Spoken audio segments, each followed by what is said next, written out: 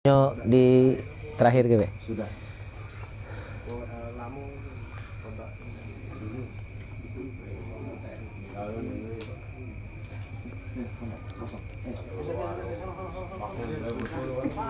Iyo, jangan itu. Jaga jarak. 3M. Makan, missing. Makan, minum, missing. 3M. Siapa yang ngirim itu di WA? Galak-galak komen, katanya kan. Tuh, nah, kuat. Kuat tuh mantap, sorry. Kita mulai. Bismillahirrahmanirrahim. Assalamualaikum warahmatullahi wabarakatuh.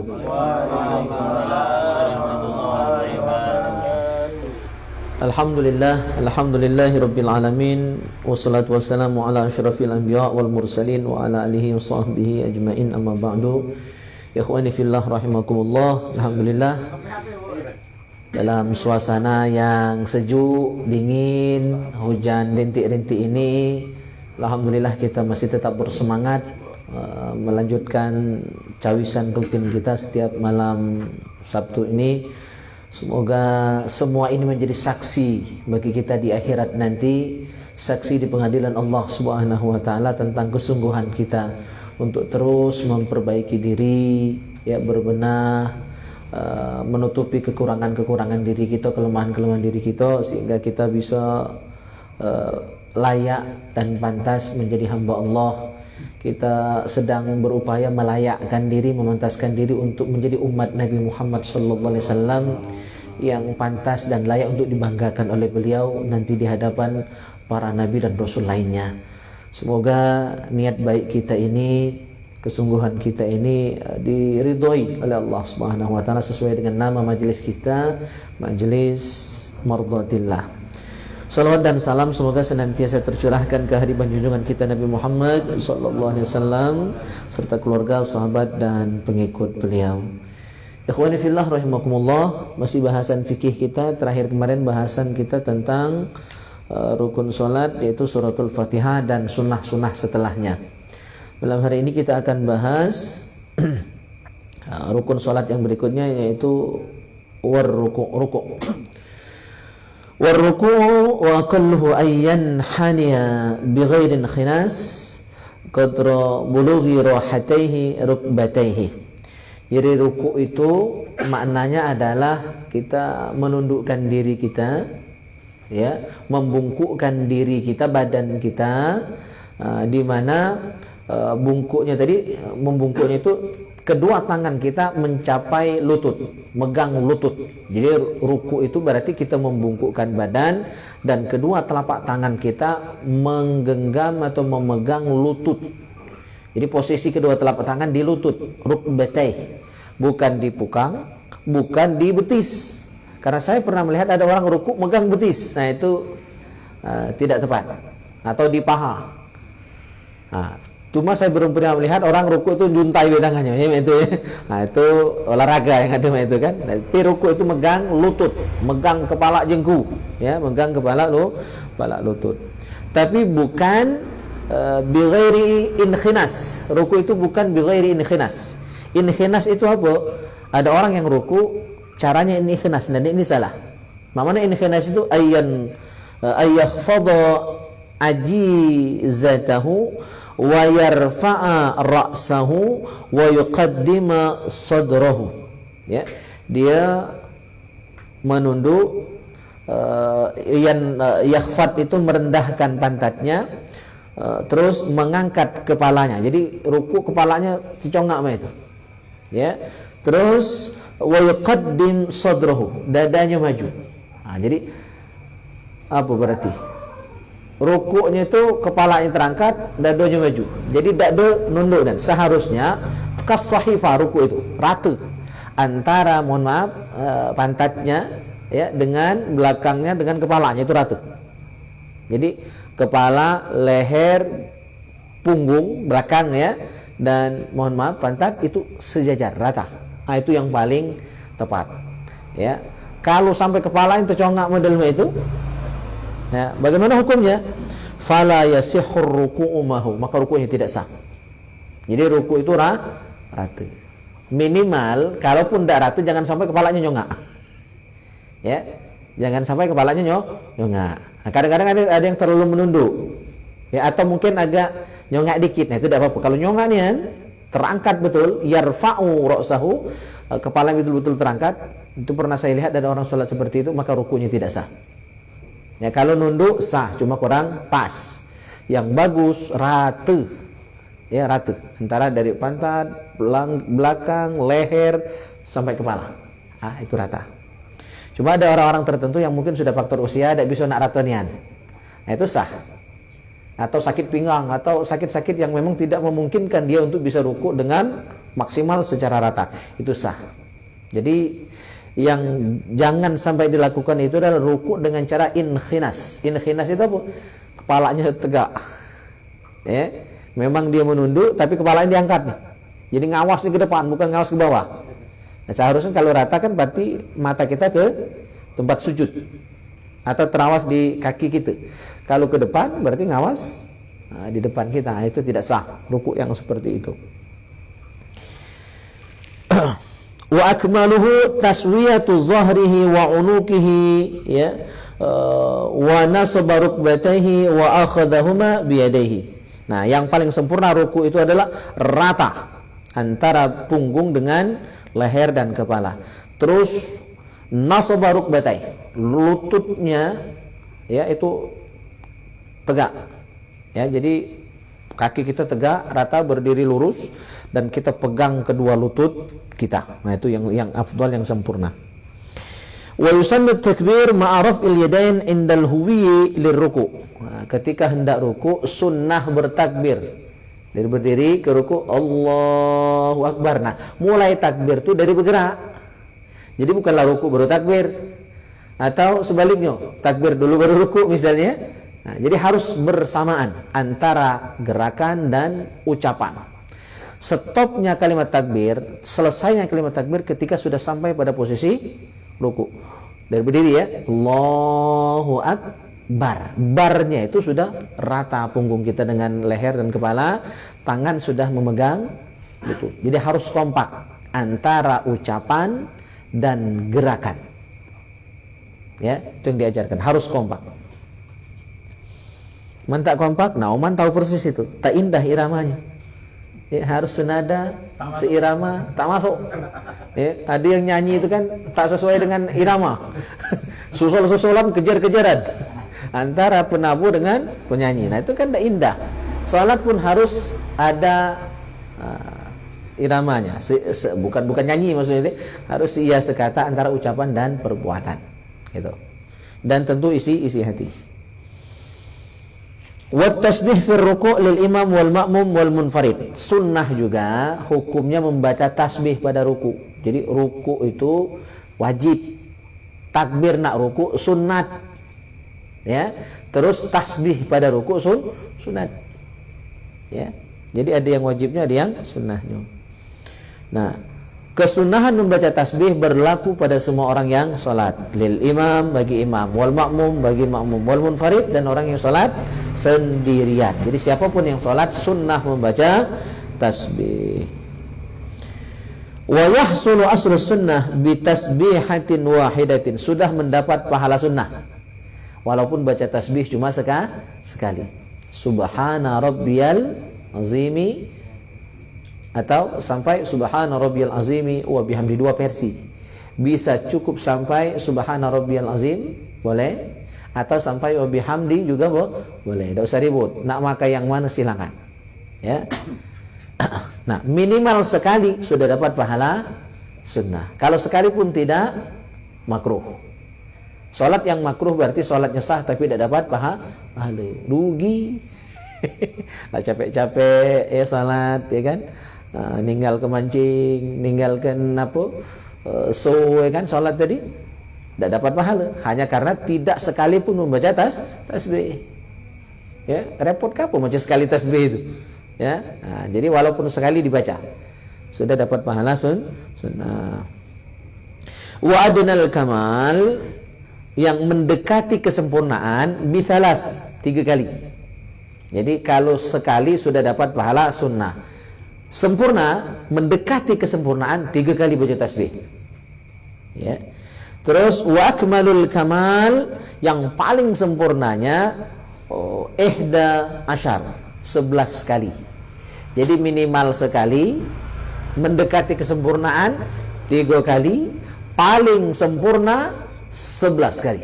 Berarti itu maksimal 11 kali.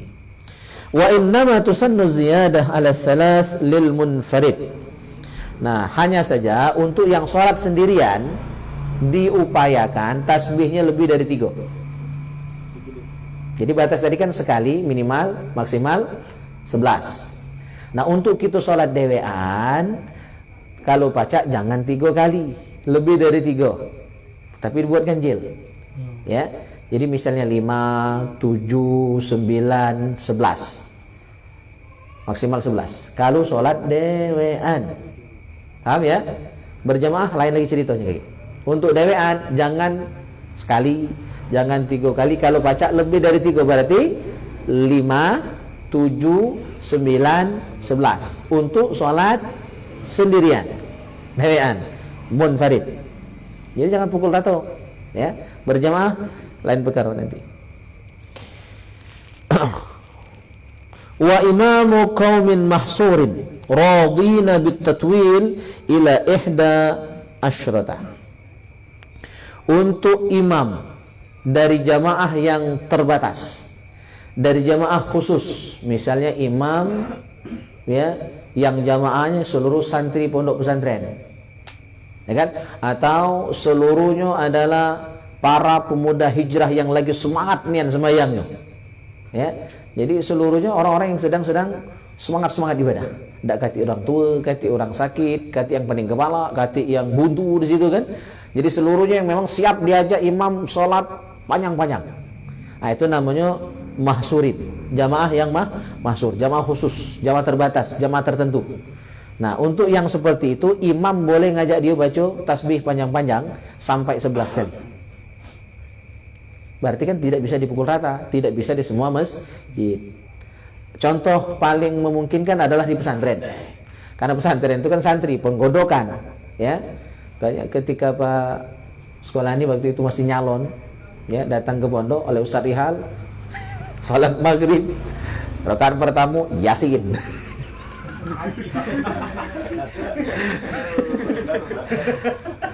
Apa beliau katakan setelah itu, mumpung sebelum dia jadi bupati lah. Rengke sedikit.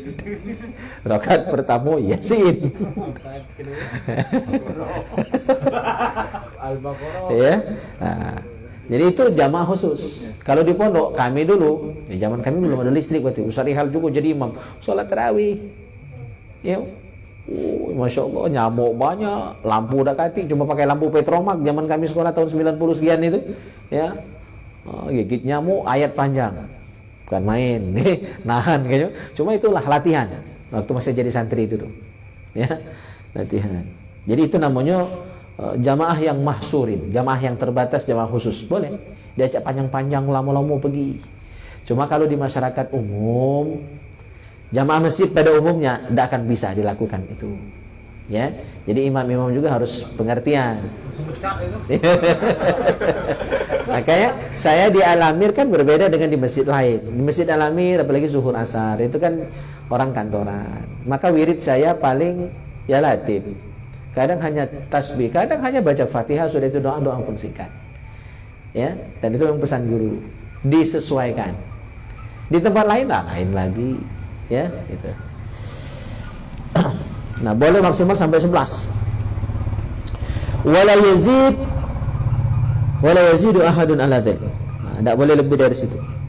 Fa yaqulul musalli fi ruku'ihi subhana rabbiyal azim. Oke, jelas ya. Jadi ruku itu wajib. Yang sunnah tadi apa? Bertakbir nak ruku, baca tasbihnya. Nah, itu yang sunnah.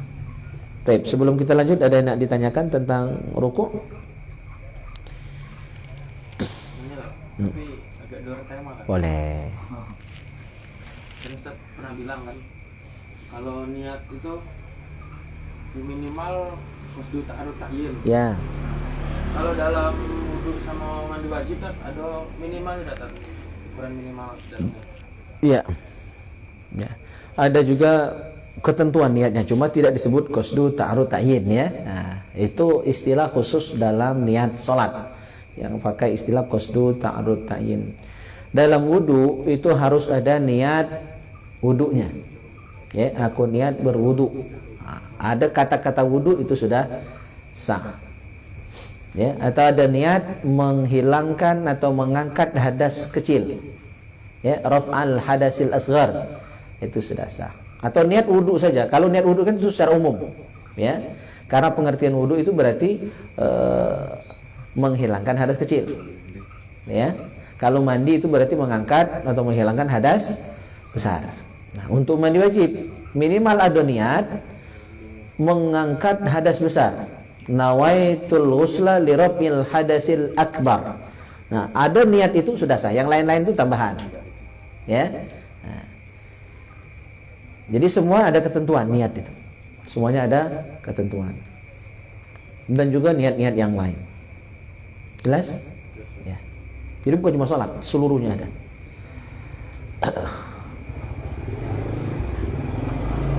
Assalamualaikum warahmatullahi wabarakatuh.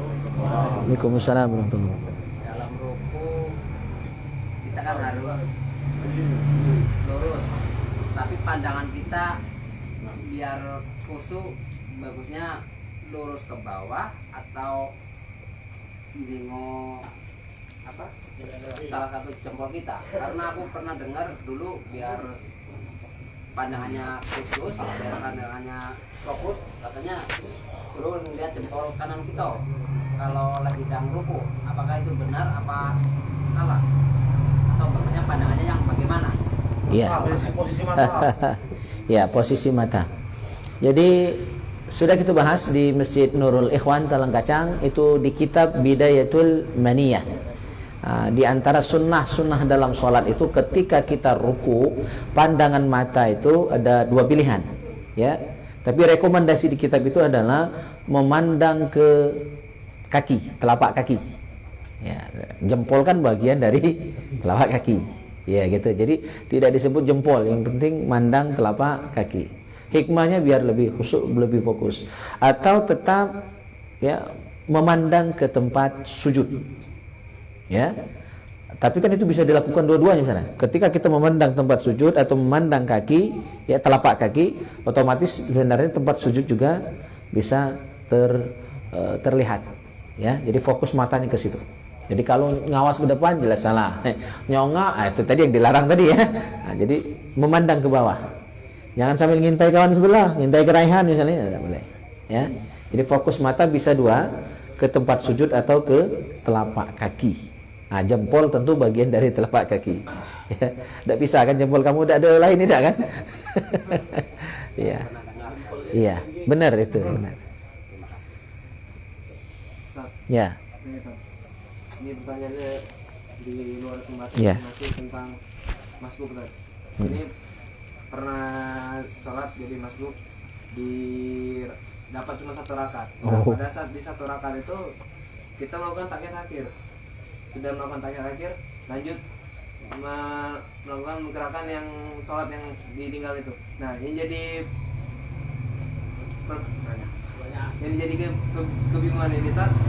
Kalau sudah dapat tahiyat akhir di rakaat pada saat jadi masbuk itu, apakah harus melakukan tahiyat awal lagi di Ya. sholat yang Rakaat kedua kamu itu ya. Ya, oke.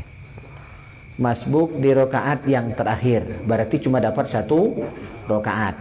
Nah, lantas imam kan tahiyat akhir nih. Kita ikut membaca tahiyat atau tidak? Ikut membaca, tapi sebagai bentuk penghormatan saja terhadap imam. Daripada nyogok baik, ya kan? Ya, maka kita ikut duduk bersama imam membaca tahiyat akhir, kita membaca apa? Itu patut dipertanyakan dulu, apakah tahiyat akhir atau tahiyat awal? Ya, kalau kita baca tahiyat awal, kaki waktu rakaat kedua kita apakah membaca lagi tahiyat awal? Itu yang ditanyakan oleh Ilham. Ya, jadi yang kita baca adalah tahiyat awal. Walaupun imam sudah baca tahiyat akhir. Kalau kita miluk baca tahiyat akhir kaki hilap. Imam miluk salam mulu kan? Salam. Banyaknya dapat bonus ya. Jadi kita cukup sampai Allahumma salli ala sayyidina Muhammad. Diam saja di situ. Nah, diamnya kita ya di hati zikir. Allah, Allah, Allah ya. Atau boleh doa. Boleh zikir, boleh doa. Tapi tidak boleh baca ayat Al-Qur'an saat itu. Ya. Nah, posisi duduk kita kan imam duduk tahiyat akhir nih. Kita kan masih bakal berangkat. Duduk kita duduk tahiyat awal, cara duduknya. Ya, karena kita masih bakal berangkat. Kita duduk iftirash. Oke? Paham di situ ya? Nah, nanti imam salam kanan kiri, selesaikan salam yang ke kiri. Biasanya kadang-kadang makmum masbuk itu tidak sabaran. Imam baru salam pertama dia langsung berangkat. Belum saatnya itu.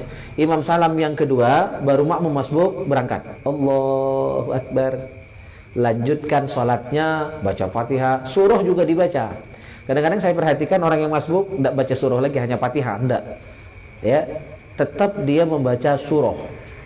Ya, di 2 rakaat pertama dia masbuk. Kalau tadi masbuk di 1 rakaat berarti 2 rakaat setelahnya kamu baca surah. Kalau sholat itu sholat 3 rakaat atau 4 rakaat, 2 rakaat setelahnya yang nambah tadi baca surah selain Al-Fatihah, tetap sunnah hukumnya. Oke, sudah. Tadi kan baru dapat 1 rakaat, nanti terus rakaat yang kedua bagi kamu. Nah, baca tahiyat apa tidak? Baca tahiyat. Karena yang tahiyat tadi hanya penghormatan terhadap imam, belum dihitung tahiyat kita.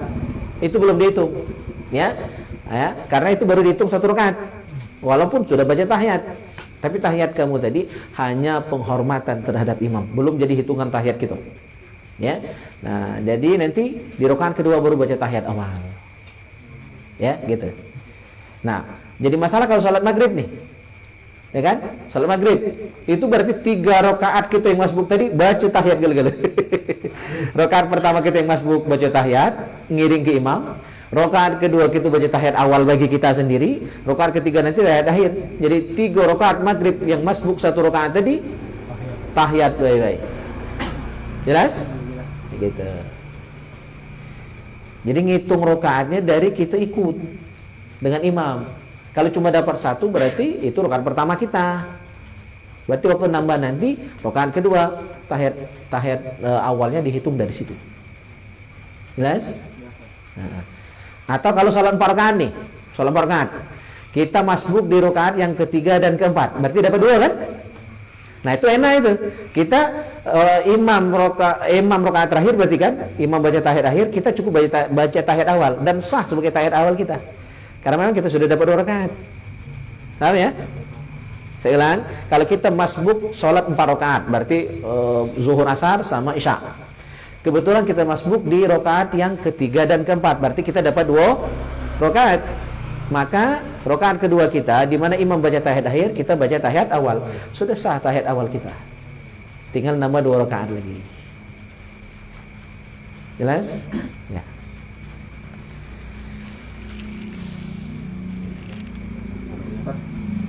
Ada pertanyaan dari 2 jamaah online. Ya. Yang pertama dari Pak Denny Suhardi. Oh. Dia bertanya tentang hukum sudah salat langsung berlari, tidak doa lagi. Terus yang kedua dari Pak ini Abdul Razak bin Fatah. Bagaimana kalau salat sambil menjam? Ya. Pak Denny, ini jamaah setia kita juga, baik online ataupun offline ya. Istiqomah beliau selalu hadir. Salat apa tadi itu? Udah salat langsung berlari, tidak zikir lagi. Itu makruh. Ya. Dan merugikan diri sendiri. Ya. Karena sudah salat itu termasuk waktu yang mustajab untuk berdoa. Sudah selesai sholat fardu, setiap selesai sholat fardu yang 5 waktu, itu waktu yang mustajab untuk berdoa. Maka rugi tidak dimanfaatkan ya timing itu, momen itu untuk banyak-banyak berdoa. Ya, itu yang pertama. Yang kedua, sudah sering juga saya sampaikan bahwa itu kurang adab. Ya, kurang adab. Bahkan malaikat pun komen negatif terhadap orang yang sudah sholat langsung bubar, langsung lari. Kecuali uzur ya. Kalau uzur kita maklumi, ya, misalnya kebelet, ada urusan yang sangat penting, atau sakit dan dia butuh segera untuk berobat, itu pengecualian.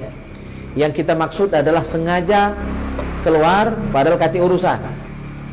Yang kadang-kadang tidak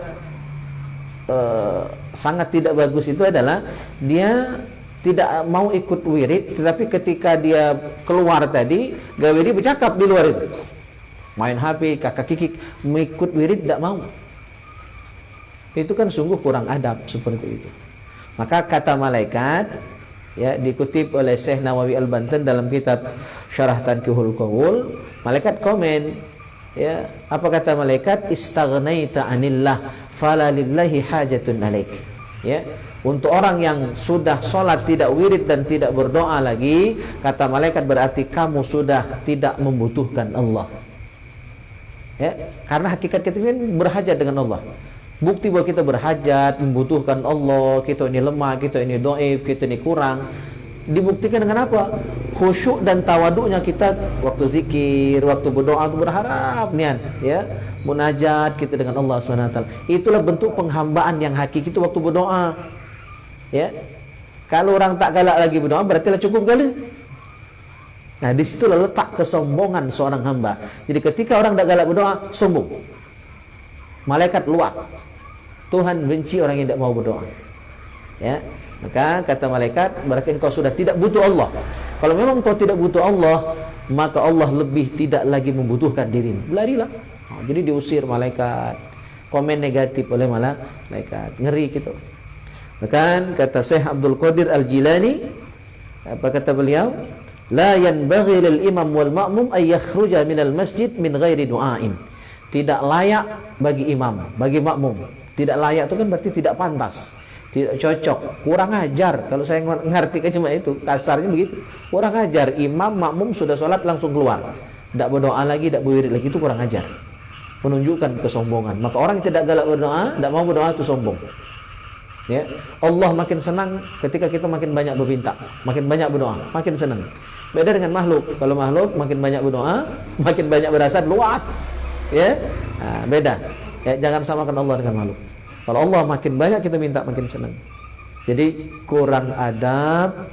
Ya, orang yang sudah sholat langsung keluar, tidak wirid lagi, tidak berdoa lagi. Itu jangan dicontoh yang seperti itu.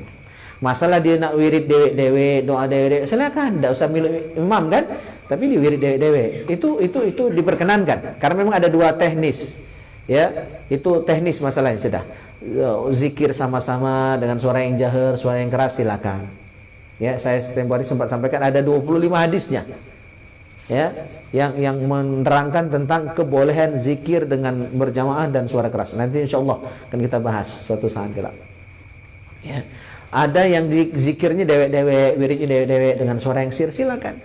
Itu pilihan.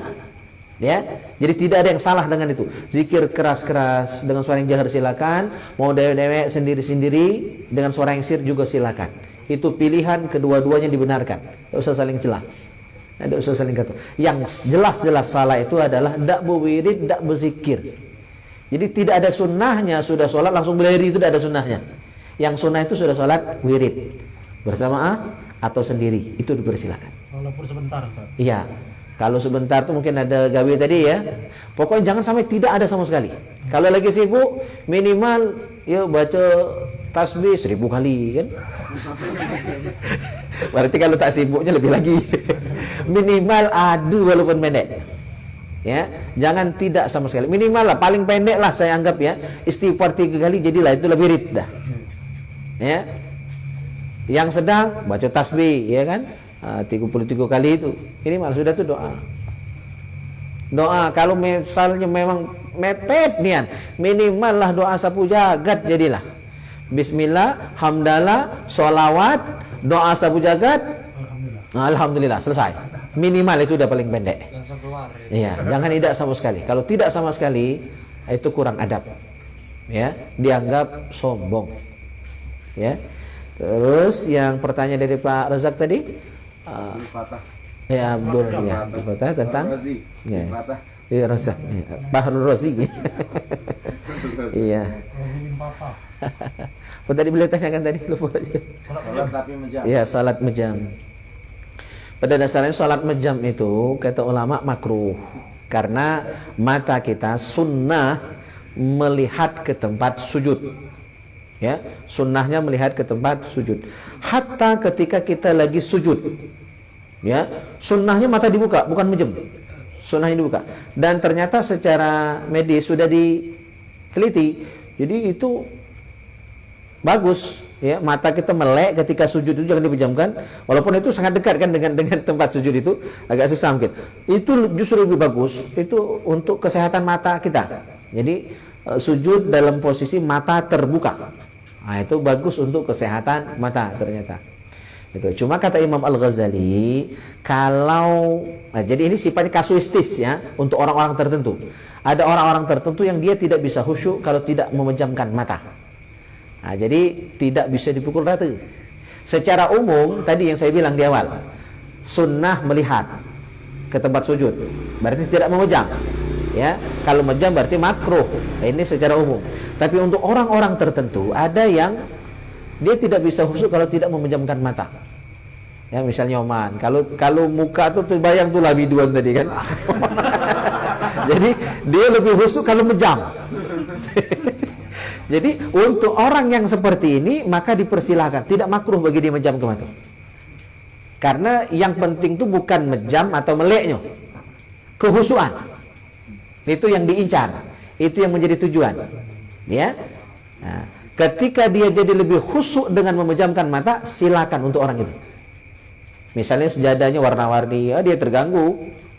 Maka sejadah itu yang abdulnya polos, lo putih-putih baik, abang-abang baik, kan hijau-hijau baik. Itu yang paling abdul polos.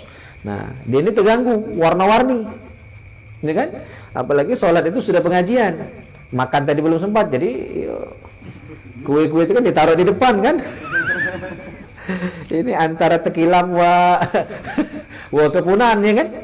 Sudah memejamkan mata biar lebih khusyuk. Tidak makruh. Ya, ketika memang itu yang menjadi pertimbangan. Ya. Berarti kita bisa simpulkan ya bahwa hukum itu kan tidak berlaku mutlak. Tidak saklek ya, tergantung situasi dan kondisi. Ya. Jadi boleh mejam kalau memang itu lebih khusyuk. Dan tidak bakal terbanting waktu sujud kaki. Ya, gitu. Ada lagi? Ya. Ini lain tema yang bahasan semalam itu. Oh ya. Soal anak sebelum balik meninggal, kan walaupun anak orang non muslim, jadi tetap masuk surga ya. Ya. Nah di hari kiamat nanti anak itu akan membimbing orang tuanya ke surga. Ya. Nah bagaimana kalau seandainya anak orang non muslim tadi memang orang tuanya memang non muslim sampai akhir hayatnya non muslim, apakah masih berlaku seperti Ya, ya. itu kan? Ya. Yang narik ke tangan tadi ya. Iya. Kan segala sesuatu itu ada SKB-nya, syarat dan ketentuan berlaku. Yang ngambil lesingan, ngambil apa? Motor, ngambil kredit lagi ada syarat, ya kan? Apalagi nak masuk surga. Ya kan? Nah, syaratnya iman. Syaratnya iman. Ketika orang tuanya beriman, maka sang bayi yang meninggal atau anak yang meninggal sebelum usia balik tadi bisa membantu, bahkan nyeret tangan orang tuanya untuk sama-sama diajak masuk surganya Allah SWT. Syaratnya iman. Ya. Nah, kalau tidak beriman tidak bisa. Ya, di syaratnya itu kunci utama. Makanya kunci surga itu kan la ilaha illallah. Kalau orang tuanya tidak mengucapkan la ilaha illallah, maka tidak bisa. Nah, kenapa anak kecil itu walaupun anak orang kafir masuk surga? Karena fitrah seorang bayi itu ya fitrahnya suci. Sesuai dengan sabda Nabi, kullu mauludin yuladu 'alal fitrah fa abawahu yuhawwidanihi aw yunassiranihi aw yumajjisanihi. Ya, setiap anak dilahirkan dalam keadaan suci. Fitrahnya itu beriman kepada Allah. Maka di surah Al-A'raf itu kan disebutkan ketika kita ditanya oleh Allah ya, waktu masih di alam ruh, alam arwah, itu semua kita menjawab, alastu birabbikum. Bukankah aku Tuhan kalian? Seluruh ruh waktu itu menjawab. Dan yang pertama kali menjawab adalah ruhnya Nabi Muhammad sallallahu alaihi wasallam. Ya, dan kita waktu masih dalam ruh itu ikut menjawab. Apa jawaban kita? Qalu bala syahidna. Jadi semua kita sudah beriman di alam ruh dulu. Nah, lahirnya ini yang jadi masalah. Ya. Jadi seluruh anak itu suci waktu lahir, sebelum balik. Fa'abawahu, kedua orang tuanya yang menjadikan dia, fa'abawahu yuhawidanihi, menjadikan dia Yahudi, au yunasiranihi, kedua orang tuanya menjadikan dia Nasrani, au yumajjisanihi, yang menjadikan anaknya itu adalah orang tuanya menjadikan anaknya menjadi Majusi. Jadi Yahudi, Nasrani, Majusi itu orang tuanya. Tapi waktu lahir budak itu suci kala, bersih kala. Makanya anak yang meninggal sebelum balik suci, bersih, layak masuk surganya Allah SWT. Nah, cuma bedanya kalau anak orang beriman dia pacak ngajak orang tuanya. Ya, menjadi hisnan hasinan yang hadis kita baca tadi malam ya. Malam kemarin. Hisnan hasinan, menjadi benteng. Menjadi tirai ya orang tuanya, antara orang tuanya dengan penolong. Tapi kalau orang kafir tidak. Justru anak-anak orang kafir nanti dia tidak bisa mengajak orang tuanya, tapi nanti mereka akan menjadi pelayan, ya, orang beriman yang masuk surga. Ya, di antara pelayan surga itu wildan ya, itu anak-anak kecil yang meninggal lagi kecil, itu nanti akan dihidupkan di akhirat nanti dalam bentuk remaja-remaja, ya, remaja. Nah, kalau yang cak kita meninggal mungkin dewasa, itu nanti umurnya antara 30 sampai 33 tahun. Yang meninggal budak itu nanti akan menjadi remaja. Nah, kalau dia anak orang kafir, dia masuk surga, dia akan menjadi pelayan orang-orang yang masuk surganya Allah Subhanahu wa taala. Jadi nasib orang kafir itu. Kalau dia meninggal budak, masuk surga tapi dia menjadi pelayan. Kalau yang mati itu dan dalam kekufurannya, maka ini jarang dibahas ya. Kita nanti setiap orang beriman itu akan disiapkan satu orang kafir, ya, satu orang kafir yang dewasa itu penebus gitu. Jadi suatu orang kafir dimasukkan ke neraka sebagai tebusan orang beriman, diangkat dari neraka. Jadi itu nasib orang kafir. Paham? Ya. Jadi setiap kita nanti akan ditebus untuk dibebaskan dari neraka dengan diganti orang kafir. Orang kafir sikok masuk neraka, nah kita dikeluarkan dari neraka. Ini yang nasibnya masuk surga dihisap dulu tadi, yang mampir dulu. Kalau masuk tanpa hisap aman, tidak perlu diganti, ditukar-tukar lagi dengan orang kafir. Ya. Ini yang masih sempat masuk neraka dulu nih. Untuk mengeluarkan itu harus ada tebusan. Tukar kepala. Nah, tukar kepala. Tukar guling dengan orang kafir. Satu orang kafir dimasukkan, nah orang beriman tadi dikeluarkan dengan tebusan orang kafir. Dewa nakal ibu kawan orang kafir ini. Kau dah lewat kan. Iya.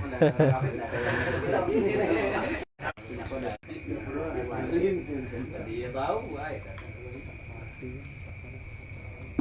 Lanjut, Ustaz Edo? Ya, boleh. Silakan. Mengenai doa. Doa kan setelah kita selesai sholat kita mengikuti mengaminkan imam kan. Iya. Nah, ketika kita sholat sendirian maupun sholat sunat kita berdoa, tapi dalam doanya kita menggunakan bahasa Indonesia. Itu bagaimana, Ustaz? Iya, dalam sholat, di luar sholat? Iya. Iya. Jadi boleh berdoa menggunakan bahasa kita. Kalau di dalam sholat, asalkan tidak dijaharkan, boleh. Jadi kalau mau berdoa dalam bahasa kita di dalam sholat, selama sholat, misal ketika sujud, mau doa, minta jodoh misalnya kan, enteng jodoh, atau jadi jodoh yang enteng, itu lain itu ya, enteng jodoh sama jodoh enteng. Berarti minta yang anu kan, kutilang ya. Kalau enteng jodoh berarti cepet ya kan, ringan, cepat datang jodohnya. Nah, silahkan, tapi jangan dijaharkan, jangan dilapaskan. Jadi cukup dalam hati, karena akan jadi masalah, bisa membatalkan sholat. Kalau doa pakai bahasa Indonesia tadi sampai terlafaz dijaharkan, ya. Nah, tapi kalau pakai doa bahasa Arab, ya, walaupun doanya bukan dari Al-Quran dan hadis, tapi doanya ma'thur, ya, artinya ada riwayatnya, minimal susunan para ulama, maka boleh walaupun terucap, ya, terlafaz. Nah, tapi kalau di luar sholat silakan. Nak campur pergi bahasa Arab, pergi bahasa Cina, udah bahasa Jepang, udah itu bahasa boleh di luar sholat. Kalau di luar sholat kan tidak terlalu banyak tuntutan macam-macamnya. Cuma lebih afdol kata guru saya Kiai Balian, doa itu paling afdol pakai bahasa Arab. Maka beliau itu tidak pernah doa pakai bahasa Indonesia, walaupun di acara-acara formal. Kalau saya kadang-kadang lah, kalau lagi mood pakai bahasa campur ya kan, kadang murni bahasa Arab. Kalau kepepet kan tidak sempat nyusunnya ya. Ya.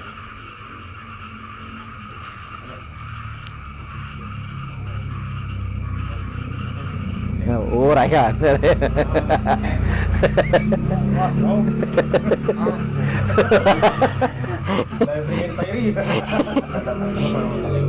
Waalaikumsalam.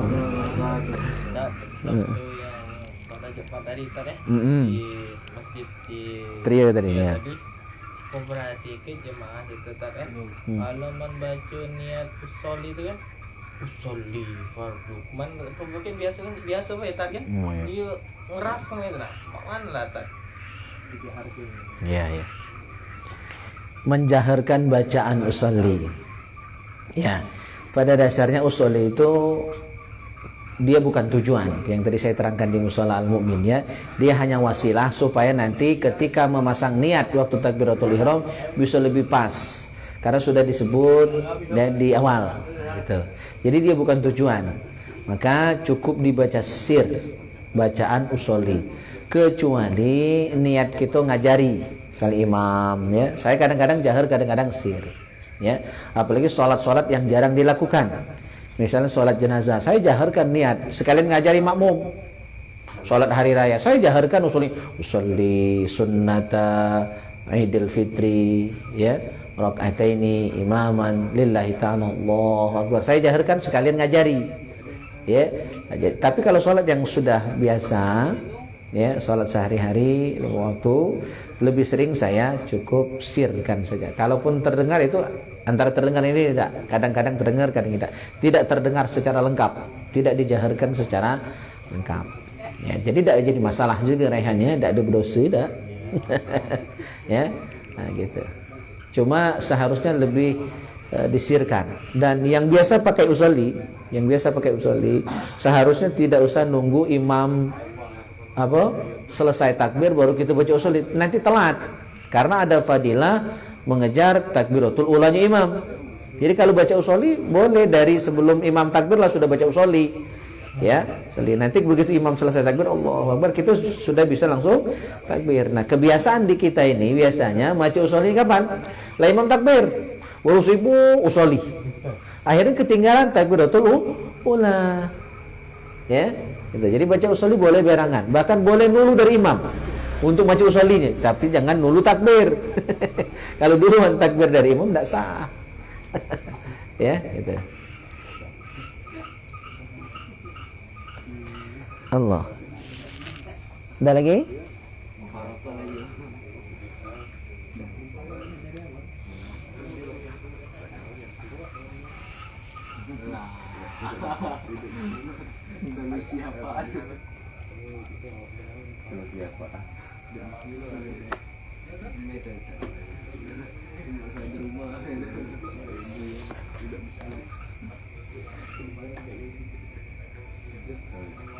Udah mana lah? Nah, di depannya itu nih yang gerbangnya.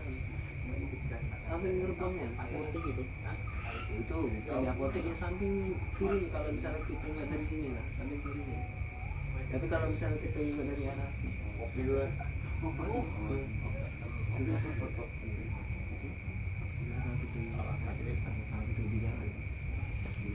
Itu dari Jumriah ke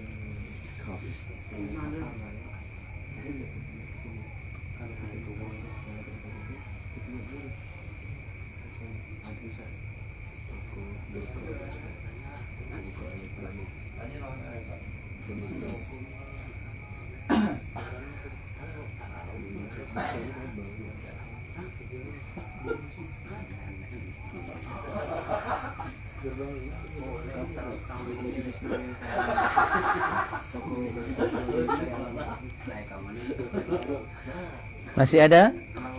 Nah, sambil nunggu pertanyaan kita bahas hadis.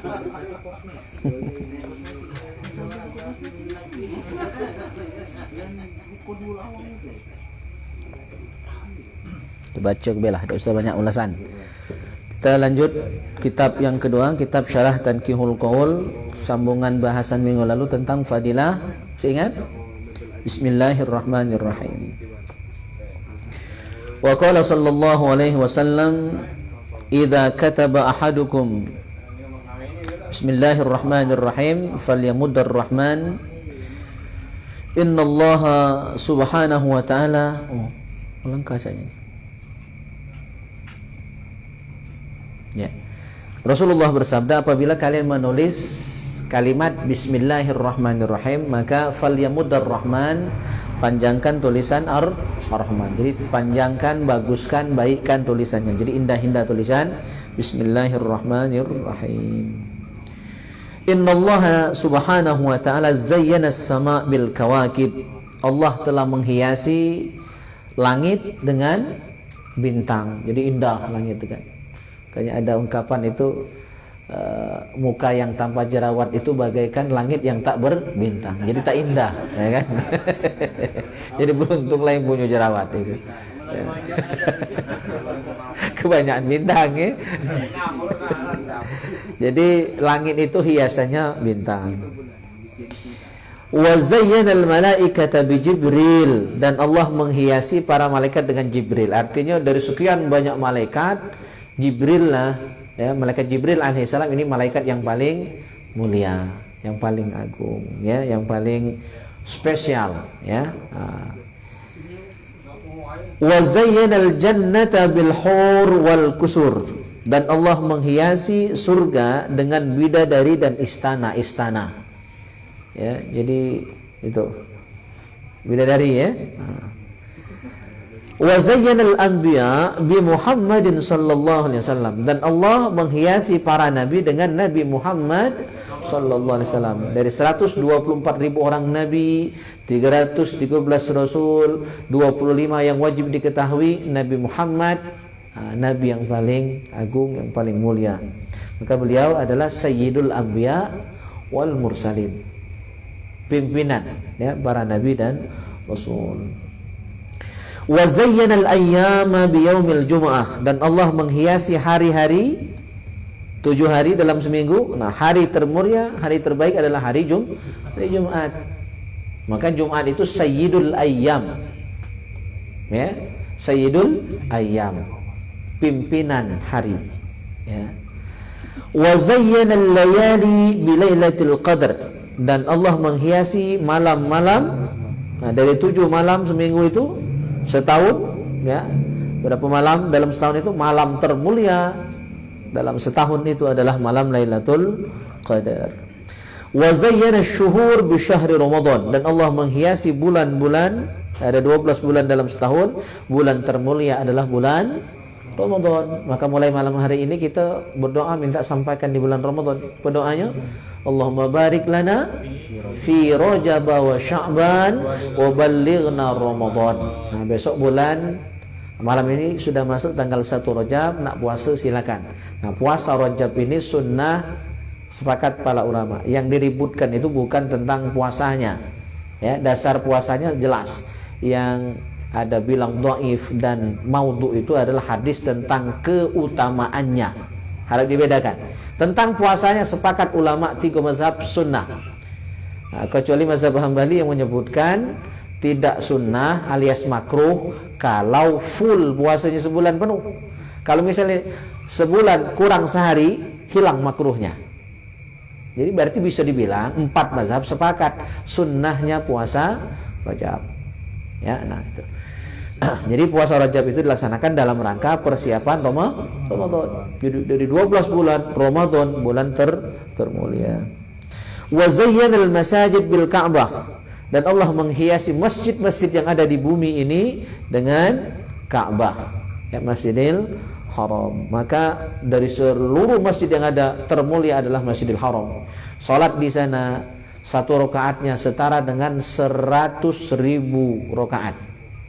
Ya, jadi 1 rakaat di kita sini di Masjidil Haram, Ka'bah itu setara dengan 100.000. Kalau di Masjid Nabawi 1.000. Di Masjidil Aqsa 500. Nah, masjid kita di bawah situ. Wa zayyana al-kutub bil Quran, dan Allah menghiasi kitab-kitab yang Allah turunkan ke dunia ini dengan kitab Al-Quran. Jadi artinya yang termulia dari seluruh kitab yang ada adalah Al-Quranul Karim. Wa zayyana al-Quran bi bismillahirrahmanirrahim, dan Allah menghiasi Al-Quran dengan bismillah. Artinya bismillah itu bukan sembarangan. Dia udah perasan terakhir, ya, inti sari dari Al-Quran yang 30 juz. Itulah bismillahirrahmanirrahim. Yang ada 3 ismul a'zam di situ, ada Allah, Ar-Rahman, Ar-Rahim. Itu nama Allah yang agung, yang mulia, 3 nama itu. Ya, kayak amalan guru kami itu, ya Rahman, ya Rahim, ya Rahman, ya Rahim. Kami zaman sekolah dulu itu bebal-bal nulis Ar-Rahman, Ar-Rahim itu untuk digunakan beliau mengobati, ya. Nah, jadi menggunakan Asmaul Husna, Ar-Rahman, Ar-Rahim yang ditulis secara terpisah. Itu biasa tepat tuh, kadang nulis berim-rim itu nulis, ya. Kalau beliau ada orang yang minta tolong, maka mulai dari kelas 1 sampai kelas 6 bagi kertas nulis Ismul A'zam dari Allah, ya, Ar-Rahman, Ar-Rahim. Allah itu dibuat alif lam lam ha, Ar-Rahman itu alif lam ro ha mim nun, Ar-Rahim itu alif lam ro ha ya mim. Ditulis secara terpisah-pisah hurufnya. Nah, itu beliau yang tahu rasionya. Saya belum dikasih tahu juga. Cuma tukang tulis beliau waktu itu.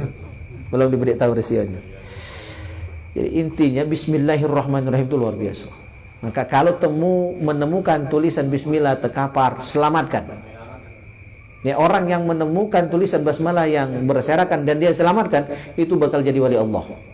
Jadi cara mudah menjadi wali Allah itu adalah menyelamatkan tulisan bismillahirrahmanirrahim yang terkapar di mana? Di rumah, ada undangan tulisan bismillah, selamatkan. Itu bisa menjadi wali Allah. Ya, wali Allah itu kekasih Allah, orang yang dekat dengan Allah. Jadi cara gampang menjadi wali Allah, menyelamatkan kalam-kalam mulia yang berserakan. Atau ada cara lain yang masih jomblo, cari bini yang judes. Nah, jadi salah satu ciri wali Allah itu, ya, dia beristrikan wanita yang merepet. Nah, itu kalau nak muda jadi wali Allah, nah, salah satu caranya itu. Nak sabar. Umar bin Khattab itu istrinya agak merepet dan beliau diam saja. Nah, itu ciri wali Allah. Cuma kalau lakinya bininya merepet juga bukan wali Allah itu. Ya, bukan wali Allah. Wali murid. Bismillahirrahmanirrahim. Ya, wa qala sallallahu alaihi wasallam, man qala bismillahirrahmanirrahim kutiba ismuhu minal abrar wa buri'a minal kufri wan nifaq. Barang siapa mengucapkan bismillahirrahmanirrahim, maka jadikan wirid bismillahirrahmanirrahim. Ya, jadikan wirid, banyak baca bismillah. Orang yang menjadikan bismillahirrahmanirrahim sebagai wirid, maka Allah akan selamatkan dia dari 2 penyakit hati yang paling jahat, yaitu kufur dan nifak. Ya, kufur dan nifak. Nifak, tahu nifak? Nah, munafik orangnya, ya. Wa qala sallallahu alaihi wasallam, man qala bismillahirrahmanirrahim ghafarallahu ma taqaddama min dzanbihi. Allah, orang yang membaca bismillahirrahmanirrahim, Allah akan hapuskan dosanya yang lalu. Tapi maksudnya dosa kecil, ya. Dosa besar harus taubat. Wa qala sallallahu alaihi wasallam, idza qumtum faqulu bismillahirrahmanirrahim wa sallallahu ala sayyidina Muhammadin wa ala alihi wa sahbihi wa sallam. Nah, jadi ini fadilah bismillah dengan sholawat. Jadi gabungan 2 amalan, bismillah sama sholawat. Jadi kalau kita sudah selesai dari majelis, ya, dari majelis apapun, dari pertemuan, dari acara-acara tertentu, kita baca bismillahirrahmanirrahim sama sholawat. Ya, apa fadilahnya? Fadilahnya, fa innan nas idza tabukum yamna'uhum al-malak an dzalik. Selamat dari ghibah, dari upatan orang lain. Orang ini kan biasanya kadang-kadang galak ngupatkan gitu. Nah, kalau ingin mencegah orang ngupatkan kita, di akhir majelis kita baca bismillah dan sholawat. Karena akan ada malaikat yang, kalau kita baca 2 amalan tadi, bismillah dan sholawat, malaikat tadi akan nyumpal mulut orang yang ngupat ke kita tadi. Dicegahnya, dihalangnya, sehingga kita tidak jadi diomong Quran. Terakhir, qala sallallahu alaihi wasallam, "Idza jalastum majlisan faqulu bismillahirrahmanirrahim." Nah, kata kalau tadi amalannya sebelum. Nah, setelah ya, ini sebelum. Jadi boleh dibaca di awal, boleh dibaca di akhir bismillah dan sholawat tadi. Idza jalastum majlisan faqulu bismillahirrahmanirrahim wa sallallahu ala sayyidina Muhammadin wa ala alihi wa sahbihi wasallam. Fa inna man fa'ala dzalik. Orang yang mengamalkan ini bismillah dan sholawat di awal majlisnya, ya, maka wakkalallahu bihi malakan, Allah akan menugaskan seorang malaikat yamna'uhum minal ghibah hatta la yaghtabukum. Yang malaikat tadi bertugas menghalangi orang lain ngupat ke dia. Sehingga kalau ada yang nak ngupatkan, ngupat ke dia. Ya, kalaupun jadi ngupatkan, nah itu insyaallah dia tak terdengar, ya, aman, tak jadi sakit hati dan sebagainya. Insyaallah. Baik, ada pertanyaan sampai di sini? Ya. Ini nyampe ke pertanyaan dari jamaah online dari Kak Yadi Maulana Abai. Oh ya. Assalamualaikum warahmatullahi wabarakatuh. Waalaikumsalam. Maaf Ustaz, belum bisa gabung di majelis ini. Mau tanya Ustaz, sebenarnya banyak nak ditanya ke Oh ya. KGB pas gabung majelis ini. Nah, jadi saya kok nak ditanya ke beliau lagi. Kalau mengirim Al-Fatihah untuk orang meninggal itu setiap habis sholat 5 waktu tuh setelah sholat 5 waktu, terus waktu ziarah kubur yang paling bagus hari apa ya? Pagi atau sore? Mohon penjelasan ya Ustaz.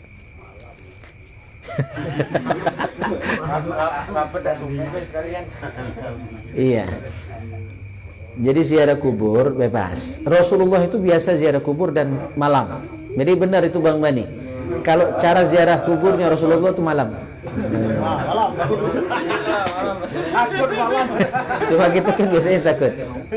Kalau hari ya boleh malam, boleh siang. Hari afdolnya hari Jumat. Hari Jumat.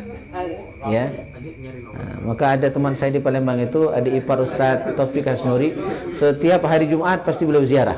Setiap hari Jumat. Jumat pagi sudah subuh tuh langsung ziarah ke makam ayahnya. Tiap Jumat betul. Walaupun beliau tuh sibuk, pokoknya disempatinya. Anak beranak waktu itu mak beliau juga masih hidup, tapi sekarang sudah meninggal dunia. Itu maknya, adik-adik ayu-ayunya sama beliau itu tiap hari Jumat, karena deket ya Kamboja itu kan, makam ayahnya di Kamboja, rumah beliau tak jauh dari situ, 5 menit jalan kaki. Tiap Jumat. Kita nih kadang-kadang walaupun deket tak terijo, setahun sekali belum tentu. Nah, jadi memang afdolnya tiap hari Jumat. Terus ngirim Fatihah tadi ya, kalau bisa setiap sholat. Ya, makanya kan biasanya di kita ini jadi tradisi kan, sudah doa pertama, doa kedua itu biasanya baca Fatihah ya sebelum doa yang kedua. Jadi tidak salah nak ngirim Fatihah waktu itu ya, jadi disebutkan saja. Biasanya kan kita cuma langsung Al-Fatihah ya, tanpa niat ya, itu berarti secara umum. Boleh disebutkan sebelum Al-Fatihah tadi ila hadratin Nabil Mustafa atau khususun ila ruh Sianu bin Sianu ya kan, baru Al-Fatihah, baru baca Al-Fatihah, setelah itu baru doa yang kedua. Ya, boleh. Silakan. Bahkan orang yang masih hidup, anak-anak kita, nah, maka kata Gusmi itu ya, mendidik anak zaman ini itu termasuk ya mendidik istri yang mungkin agak nakal atau yang lakinya agak nakal ya kan. Itu kirimi Fatihah. Cuma jangan sebut roh kalau yang masih hidup. Jangan khususun ila ruh. Roh itu khusus yang sudah meninggal dunia. Kalau yang masih hidup cukup sebut nama. Al-Fatihah ila Mugi misalnya kan, supaya enteng jodoh misalnya. Itu. Al-Fatihah ila Raihan biar cepat tamat sekolah ya kan. Biar cepat belagi.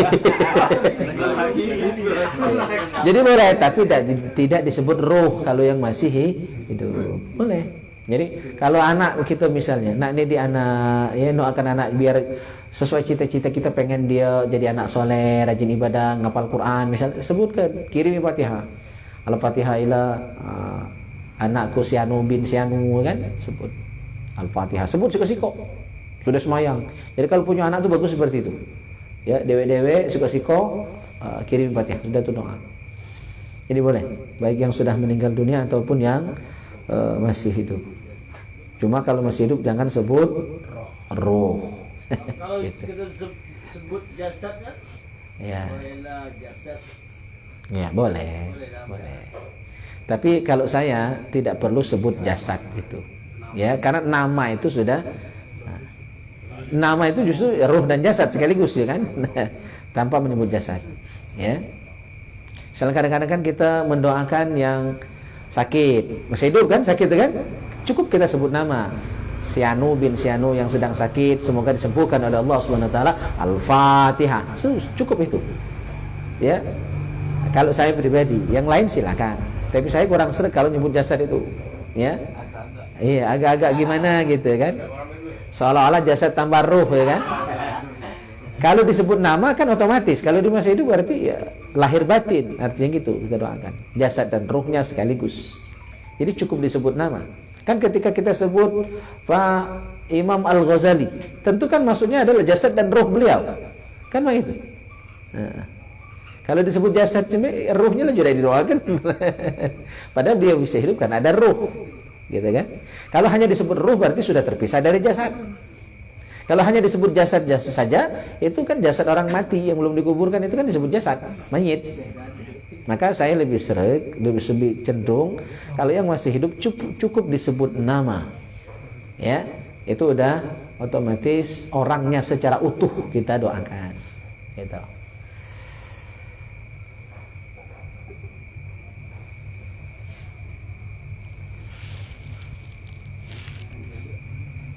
Masih?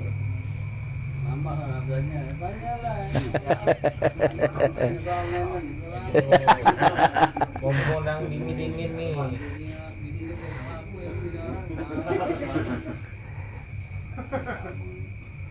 Rugi. Saya Mugi. Cukup? Ya, mana ada Mawahab lemak nih. Mawahab dah datang. Baik, kita cukupkan sampai di sini cawisan kita. Mudah-mudahan manfaat. Kita tutup dengan doa kafaratul majlis. Subhanakallahumma bihamdika asyhadu an la ilaha illa anta astaghfiruka wa atubu ilaik. Bismillahirrahmanirrahim. Alhamdulillahirabbil alamin. Allahumma shalli wa sallim ala sayyidina Muhammad wa ala ali sayyidina Muhammad. Allahumma ij'al jam'ana hadha jam'an marhuma wa tafarruqana min ba'dihi tafarruqan ma'suma. Allahumma barik lana fi auladina wahfazhum wa la tadurruhum warzuqna birruhum. Rabbana hab lana minas salihin. Rabbana hab lana minas salihin. Rabbana hab lana minas salihin. Rabbana hab lana min azwajina wa dhurriyyatina qurrata a'yun waj'alna lil muttaqina imama. Rabbana atina fid dunya hasanah wa fil akhirati hasanah wa qina adzaban nar. Wa sallallahu ala khairi khalqihi Muhammad wa ala alihi wa sahbihi ajma'in. Walhamdulillahi rabbil alamin. Taqabbalallahu minkum.